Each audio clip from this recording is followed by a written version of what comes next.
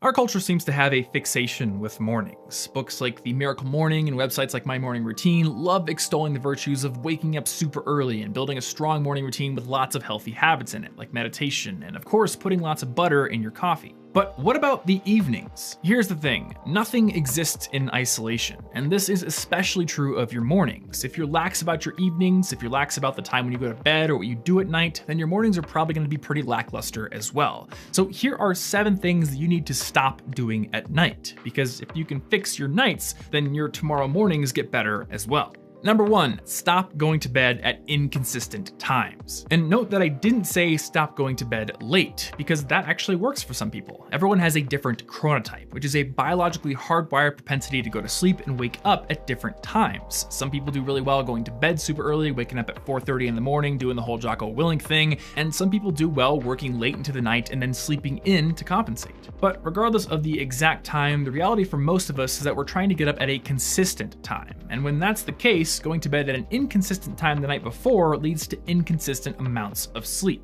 So to fix this, first figure out how much sleep you need. The guidelines put out by the National Sleep Foundation are a great place to start, and you can also use apps like Sleep Cycle to figure out your own specific sleeping habits if you want to be more accurate. Once you've got that data, then establish a bedtime that fits with it and stick with it, which of course is easier said than done. So the question then becomes, how do you go to bed on time consistently? Well, that's the focus of my next suggestion. Stop doing your main activities, working, hanging out with friends, watching TV shows, playing video games, well before your bedtime. In my experience, this is the main reason that I tend to push my bedtime off. I'll be playing a video game or watching a TV show and notice that it's getting near my bedtime, but then tell myself that I can just go to bed right after I'm done. I can just roll right into bed, which is of course a lie. I've got to do stuff before I can go to bed, brush my teeth, clean up, all that good stuff, and that keeps pushing my bedtime later and later. So the solution here is to set a wind down time, at least 30 minutes before your bedtime. This is the point where you should stop doing whatever it is you're doing, start getting ready for bed and getting ready to go to bed. Once you're ready for bed, it's fine to go and do something else until your bedtime actually rolls around. Maybe play an instrument for a while like I like to, or read a book, or maybe even watch some TV. There's actually conflicting research out there about the harmfulness of TV at night, so it might work fine for you, but whatever it is you pick, it should be something that's relaxing and that's easy to put down when it's actually time to go to bed.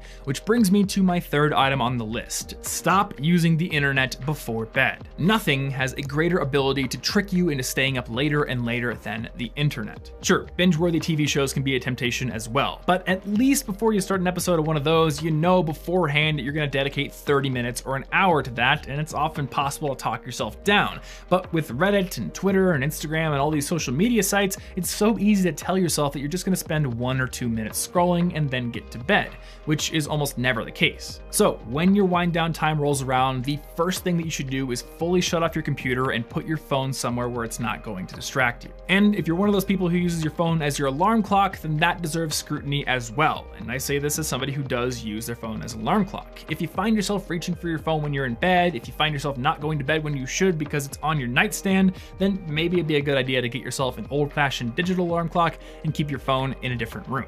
All right, next up, stop drinking caffeinated beverages before bed, which should be obvious, but also even in the late afternoon. Now, you probably already know that having a coffee or an energy drink right before bed is going to harm the quality of your sleep, but research has found that caffeine consumption even up to 6 hours before bedtime can do the exact same thing. Now, this is the point in the video where I'm gonna say your mileage may vary, because I know from personal experience that I can have coffee at 7 p.m., 8 p.m., and go to sleep just fine with no problems. But if you're having trouble getting to sleep, or you're waking up in the middle of the night, if the quality of your sleep is suffering, then cut off the caffeine consumption in the early afternoon. Now, that may leave you coffee and tea lovers wondering, what do I drink at night? And my personal suggestion is herbal tea, which actually isn't tea at all because tea always has caffeine unless it's decaffeinated, which makes it gross, but there are herbal tea blends out there that are delicious and non-caffeinated. My personal favorites are Fireside Vanilla Spice and Bengal Spice, though a lot of people also like to go for chamomile. And while there isn't a whole lot of scientific evidence out there that chamomile is actually a sleep aid, it is indeed a relaxing drink, and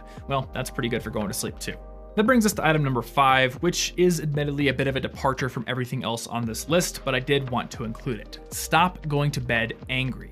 This is a rule that I set for myself back when I started dating my girlfriend, and it's been very helpful ever since. I guess the way that I look at it is that each day is its own self-contained journey, and I don't want to end that journey on a sour note. I don't want to be angry at her, I don't want her to be angry at me, so if I can help it, and I can, I want to at least address the situation, make my apologies, because often I do need to make an apology, and make sure that the emotions have simmered down, have cooled off a little bit before we go to sleep, and maybe work on it some more the next day. All right, item number 6. Maybe stop working out late at night. So back when I was in college, I would often do just that. When I lived in the dorms, I would often wait until 9 p.m., sometimes even 10 p.m. to go to the dorm gym, get a workout in, and then go to bed. And that worked out pretty well for me. However, and again, this is a your mileage may vary thing, if you do this, you might find it difficult to go to sleep. And the reason for that is that working out, especially if you do a hard cardio workout or you go really, really hard, raises your core body temperature. And that body temperature doesn't come back down to normal levels for quite some time. And of course, as anyone who's ever slept in a hot room knows, going to sleep with an elevated body temperature isn't really the easiest thing in the world to do. So if you're used to exercising in the evenings, but you're finding it difficult to fall asleep, then maybe try moving your workouts to the mornings. Now, one thing that I do want to note is that things like yoga and light stretching, these are probably not going to raise that body temperature very much, so those are totally fine to do before bed, and I often like doing some light stretches before I go to bed personally. That brings us to the final item on our list, which is to stop leaving messes for yourself to clean up in the morning. You probably know this just as well as I do. It's so easy to go to bed and tell yourself that you're gonna clean up the mess in the kitchen or on the desk in the morning because you're gonna have more energy then, you're gonna have more time. But here's the problem with doing that. When you wake up the next day, instead of being able to roll right into your morning routine or get right to work, you are immediately interrupting your momentum by having to clean up your mess from the night before. And I know from personal experience that this interruption of momentum can often have knock-on effects. It can make my entire day less productive as a result. So instead, use part of your wind down time to reset your space. Do the dishes, clean off your desk, close any programs on your computer, do whatever it is that you need to do to make your space immediately usable the next morning. That way you can wake up and immediately get into the habits in your morning routine, one of which could be spending some time at the start of your day working to broaden your base of knowledge. Like we talked about in my previous video about Leonardo da Vinci, one thing that can really help you become a better problem solver and boost your job prospects is working to become a T-shaped person, someone with a deep knowledge of an expert in a few specific areas, along with a much broader base of shallower knowledge that they can draw upon to solve problems creatively. And a great place to start building that base of knowledge is CuriosityStream, which has over 2,400 high-quality documentaries that can broaden your knowledge in science, nature, technology, history, and lots more, including ones from Stephen Hawking and Sigourney Weaver. Though if you want a personal recommendation, I'm going to recommend you start with a documentary called Order and Disorder, which traces the development of communications technology and how we transmit information across the globe. You can get access to all these documentaries for just $2.99 per month, which is really affordable. But since you watch my channel, you can also get your first 31 days for free by going over to curiositystream.com/Thomas and using the promo code Thomas when you sign up.